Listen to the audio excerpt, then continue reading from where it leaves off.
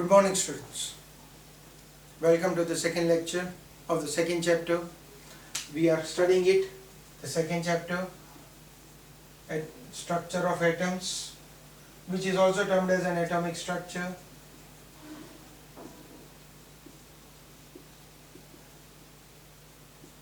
In our first lecture, we discussed it, how the atom is symbolized. In this lecture, we are going to discuss something different. What are isotopes, isotones, isobars, isoelectrons? What are they? When we are having it as an atoms with something different about the proton, neutrons, electrons and mass number, then they are termed as in specific compositions.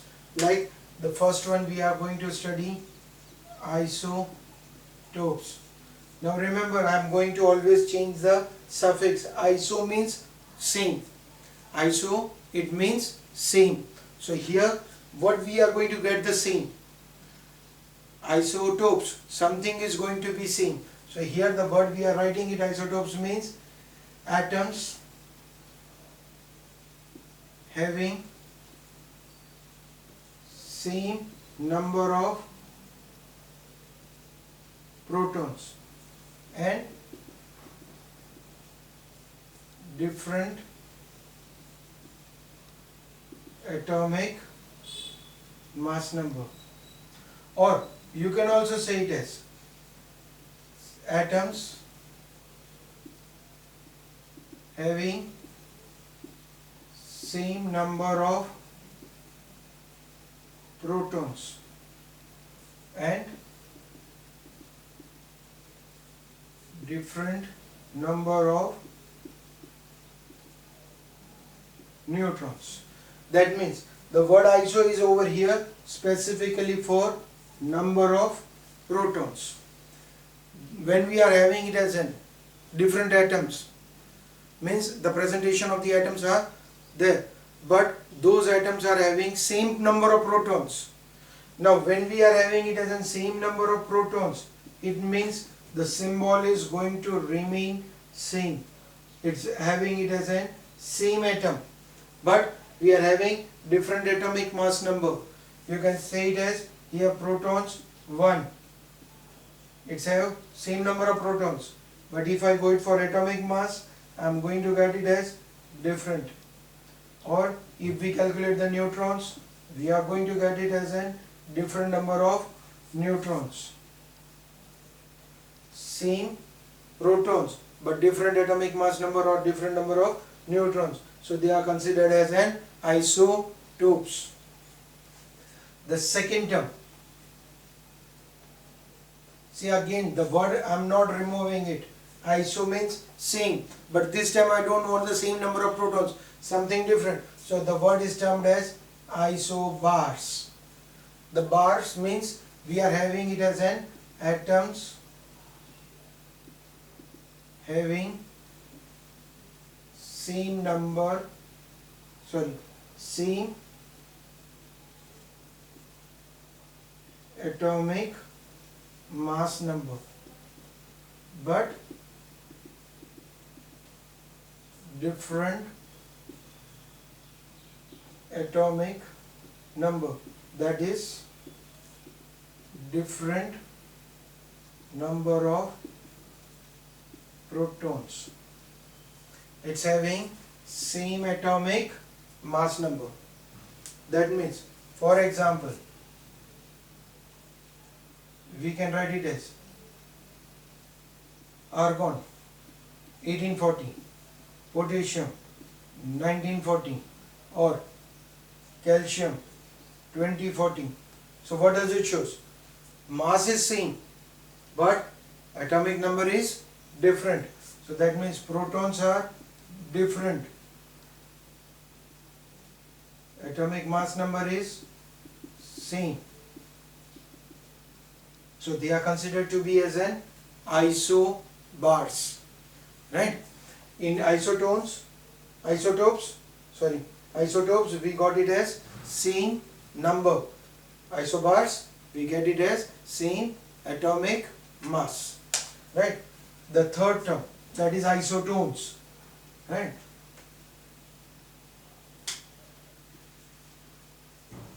iso, the word is I'm putting it, I'm not even erasing that name. Iso means constant, isotones. So here what is going to be constant? Atoms having same number of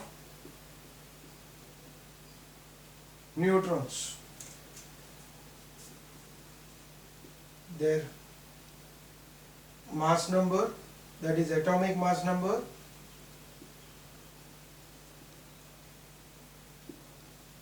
or atomic number are different.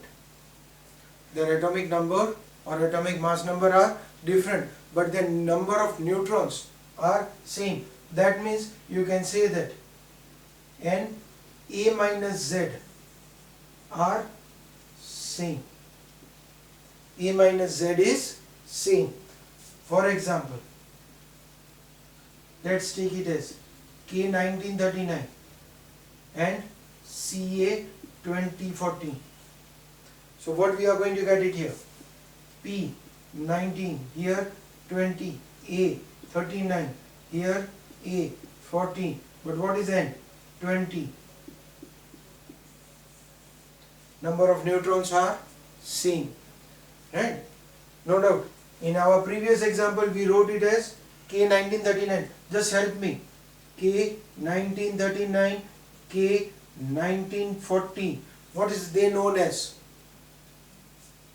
If we are having 1939 and 1940, what are they known as? Isotopes. Here we are having it as an isotones. Right? So that is our third factor. And the fourth one that we are having it. Again we will put it iso word same. Iso electrons. This is much easier to understand. This time number of electrons are same. Right? Okay. Now here I can't write it as specific word. Atom is having same number of electrons. Because no two atoms can have same number of electrons. No two atoms can have same number of electrons. If you want to make the same number of electrons, you can go it either for two different ions or between atom and ions. So here atoms and ions having same number of electrons. See what I told? Two atoms. I can't have it. I can never have same number of electrons. Atom can be compared with ion can be compared with ion. For that case, let us take it as an example. If we take it as an particularly an example of same number of electrons, oxygen 8, 16. I can't have it any other atom which can have 8 electrons. I can't have it atom. I can have the ion. I can have it as an in the form of oxygen. I am having it as an 8 electrons. We can have it as an another one having an 8 electrons like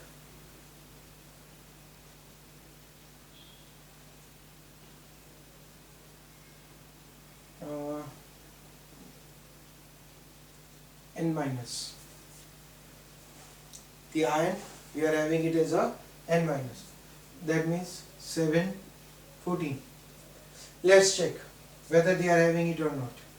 Protons 8, neutrons 8, atomic mass 16, electrons 8, proton plus, it's a neutral charge, so it will be 0. So you will be getting it as an here 8. For this proton you will have 7, neutrons 7, atomic mass 14, but electrons 8 because 7 plus 1. Right? So you will get it as 8 electrons. Similarly, we can have it as a, not necessary that it will be a negatively charged only. We can also have it as an, in certain examples, with a positive charge. Na plus Mg plus 2, or take it as a neutral atom also. See, positively charged with neutral atom. Two ions can be there with the same electrons. If I don't write it neutron, still they are isoelectrons. If I am writing neon, still they are isoelectrons. What does it shows? Here we will be having it as an 11, 12, here it's a 10. So if I calculate it here, electrons, it's a proton minus charge. We will be getting it 11 minus 1, 10. Here also positive charge, so we will be getting it as 12 minus 2, that is equals to 10. Here it's a neutral, so 10. Right? So all the three atoms are having 10 electrons. Okay. Another example. In this, let's take it as K plus. We are taking it as K plus. Another one is argon, and the another one is S minus 2. See, one is positive, one is neutral, one is negatively charged. Still they are having same number of electrons. So what does we are going to get it here? Charge, electron is equals to proton minus charge, because it's a plus, so we'll get it as minus charge. We'll get it as protons. For the potassium, it's a 19 minus 1, 18. Here argon, it's a neutral, so electrons we are going to get it as 18. Here electrons we are going to get it proton plus charge, that is 16 is an atomic number, plus 2, that means 18. All the three of them are having 18 electrons. So same number of electrons, right? But very carefully make it sure that you don't make an error. Two atoms can never have same electrons. It can be two same positive charge ions, it can be two negatively charged ions, it can be two positive and negatively charged ions, or maybe charged and neutral atom. They can have an same number of electrons in them, right? So all these are the four terms that you have to remember: isotopes, isotones, isobars, and isoelectrons. Okay, after studying this, the structure of atoms, that we came to know it, the fundamental particles like protons, neutrons, electrons, that we want to discuss. Our next point for it is again a different scientist worked on them, and they tried to understand that what are these atoms or particles, or why they were termed as particles. At the same time, it was a scientist, they also proved it, that we consider them as dual nature. Dual nature means these protons, neutrons, electrons, they are not steady. What happens? So for them,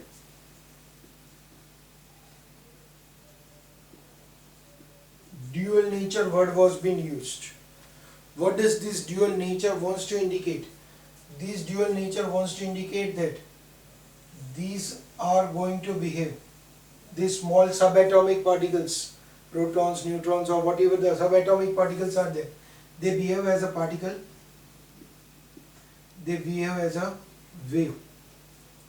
That means they are the waves, they go in a certain moments, as well as they are having mass.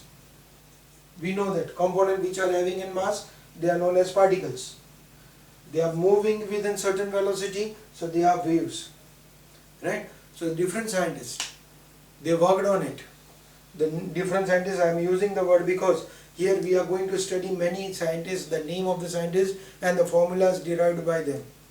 We are going to study about Planck's equation, we are going to study about Einstein equation, Hertz equation, or Rydberg's equation, many other scientists, Lyman, Balmer, Paschen, Brackett, Pfeffer, like this. The number of scientists have worked behind to find out these characteristics or the structure of atom, right?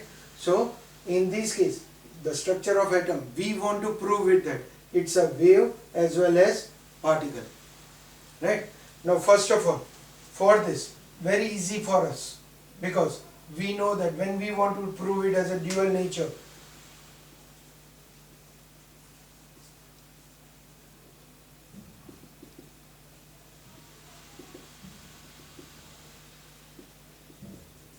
it's a electromagnetic radiations, right? Now whatever the rays, if you say it as sunlight itself as an example, it's coming, traveling a very long distance, right? It's coming in the form of waves. They are also having it as in some mass present in them. So it was the first of all electromagnetic waves, radiations. They were considered to be as a waves. Now electromagnetic word is used because these waves are affected by both electric current or magnetic field. That means when these waves are allowed it to pass through only specifically a magnetic field. This is one of the diagram that is shown in your textbook. You can see it in your textbook, right? Only under the effect of magnetic field, when they are coming it, these rays, they cannot travel in a straight line. They divert themselves. They change their path. In place of this, if we put it as an electric field, if I am putting it as an electric field,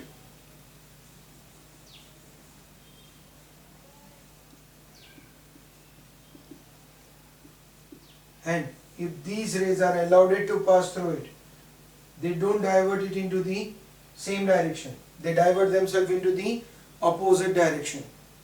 In the electric field, their angle changed. Magnetic field, they went into the downward direction. But when both these are applied at a time, electric field is also there as well as magnetic field is also applied at the same time, their path does not changes.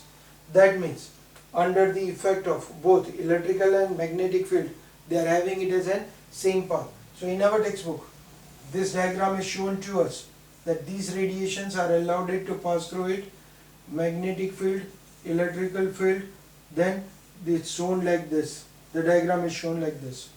So this particular is for electric field, this is for magnetic, and this is in the neutral condition, right? So these radiations, they are changing it.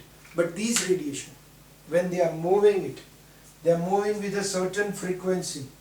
Certain frequency means you already know it.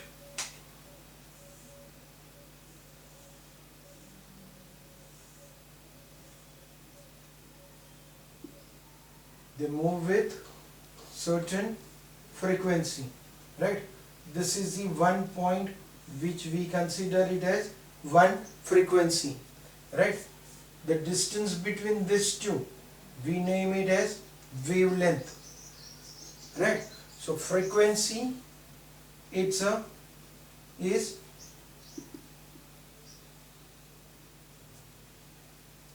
sorry,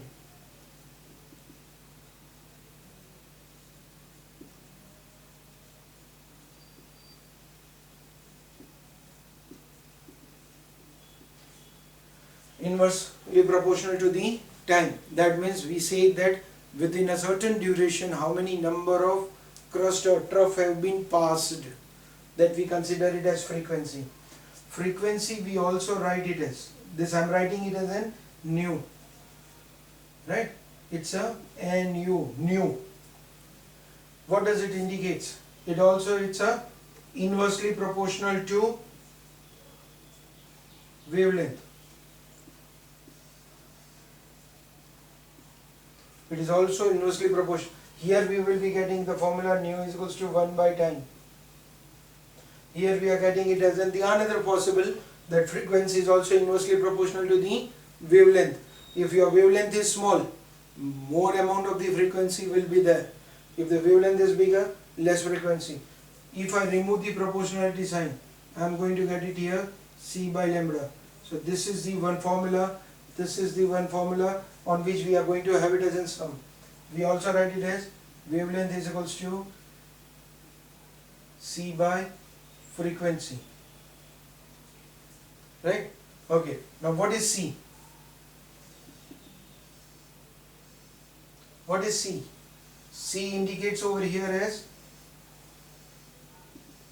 velocity of light.